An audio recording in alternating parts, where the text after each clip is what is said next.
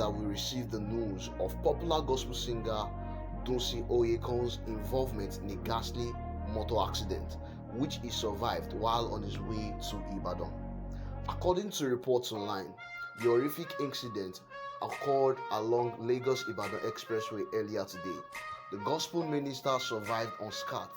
However, one of the crew members in the car with him was reported to have suffered a minor injury. In various pictures fast making the rounds on social media, the car in which they were in was badly damaged beyond repair. As a matter of fact, social media users shocked by the news have raised prayers of appreciation to God for sparing the lives of the gospel singer and other car occupants who survived the accident. For the good of those who don't know who Dunsin Oyekan is, Dunsin Oyekan is a music minister called to spread the gospel through worship as God moves across the earth in these times.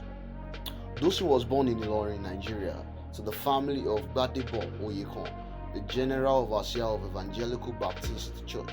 He began playing the guitar at the age of 10, encouraged by his father, who once led spiritual singers, a music group that focused on experiencing God through worship.